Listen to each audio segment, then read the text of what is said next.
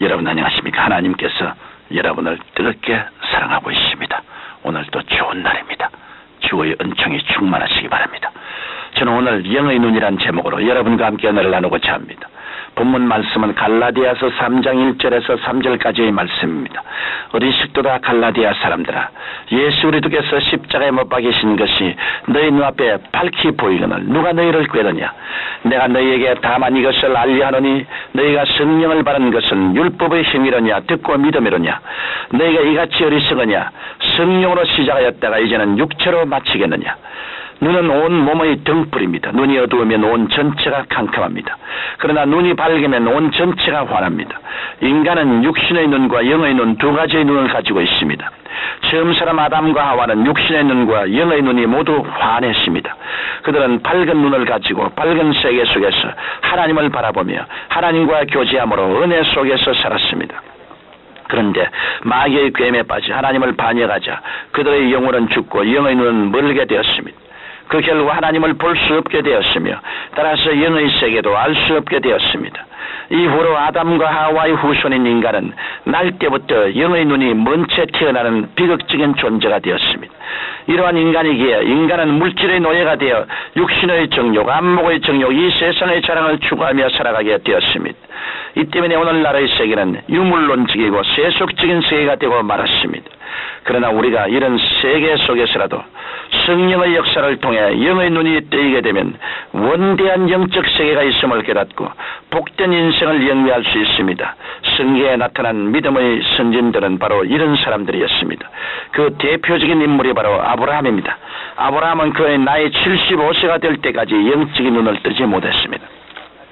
아브라함은 육신의 눈만 가지고 무엇을 먹을까, 무엇을 입을까, 무엇을 마실까 하는 세상 근심만 하고 살았습니다. 그런데 75세가 되었을 때 하나님의 영광이 아브라함에게 나타나 새로운 세계가 있음을 깨닫게 하셨습니다. 창세기 12장 1절로 3절에 하나님께서 아브라함에게 말씀하시기를 너는 너희 본토 친척 아비 집을 떠나 내가 네게 지시할 땅으로 가라. 내가 너로 큰 민족을 이루고 네게 복을 주어 내 이름을 창대케 하리니 너는 복의 근원이 될지라고 하셨습니다. 이 말씀을 들은 아브라함은 지금까지 살아온 감각적인 세계 외에 영적인 세계가 눈앞에 전개됨을 알게 되었습니다. 새로운 세계를 본 아브라함은 육신으로 살아온 과거와 현재의 생활을 던져버리고 하나님께서 계획하시고 지시하신 새로운 영적인 삶을 향해 첫 발을 내디디게 되었습니다. 오늘날 우리의 삶도 마찬가지입니다. 우리가 육신에 속에 있을 때 육신으로 보고 생각하고 말하고 행동하지만 그러나 성령님의 능력으로 영의 눈이 열려서 하나님께서 예비하신 세계가 있다는 것을 알게 되면 형언할 수 없는 평안과 희락을 얻고 믿음의 행진을 할 수 있는 것입니다. 그럴 때 세상 사람들로부터 어리석은 존재라고 손가락질을 받기도 합니다. 그러나 정말 어리석고 가련한 사람은 영의 세계를 모르고 물질의 세계만을 위해 바둥거리는 사람입니다. 성경은 사람이 땡으로만 살 것이 아니요 하나님의 입으로 나오는 모든 말씀으로 살 것이라고 말씀하고 있습니다. 모세도 이런 역사를 체험했습니다. 모세는 젊었을 때 인간의 지혜로 자기 인생을 계획한 후 이스라엘을 구원해 보겠다고 애를 썼습니다. 그러나 그의 야망은 한순간에 물거품이 되고 광야에서 40년 동안 처가살이하면서 양을 치는 초라한 신세가 되었습니다.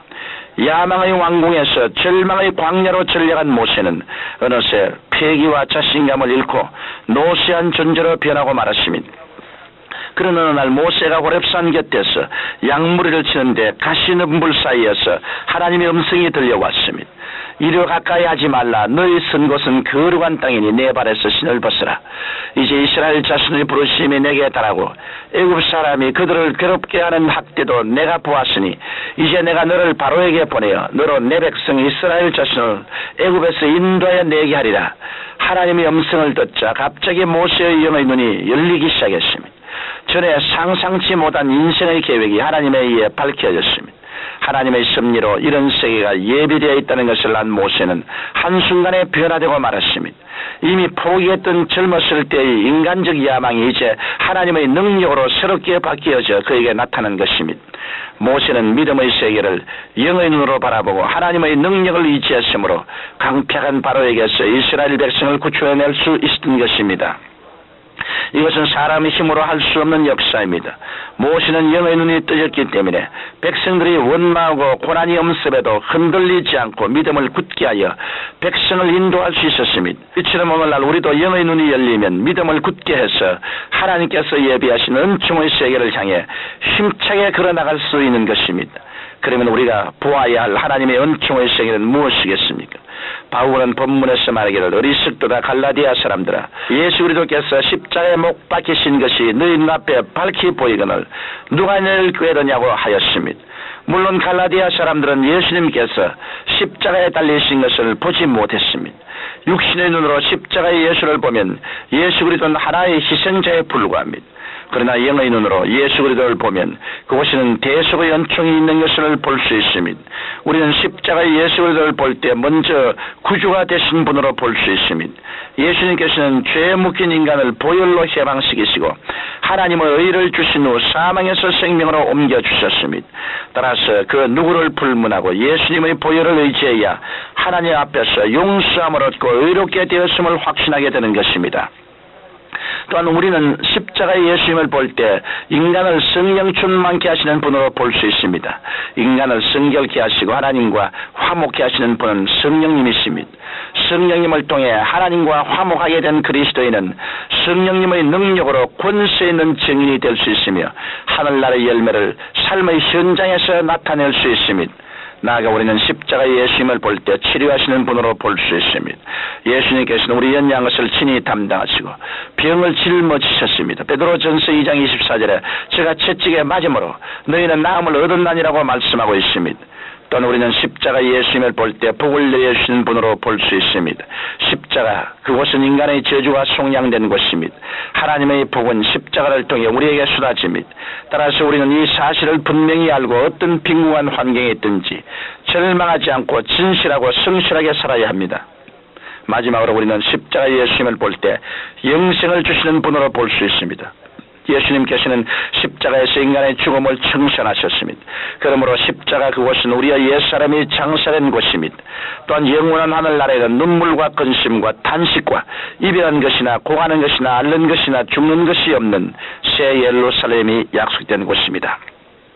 사랑하는 청취자 여러분, 육신의 눈을 가지고 사는 사람은 영혼의 의미를 잃어버린 채 짐승처럼 살아가게 됩니다. 그러나 영의 눈을 갖고 사는 사람은 영원한 가치관을 갖고 예수님께서 이루어 놓으신 은총의 세계를 바라보며 존귀하게 살아갈 수 있습니다.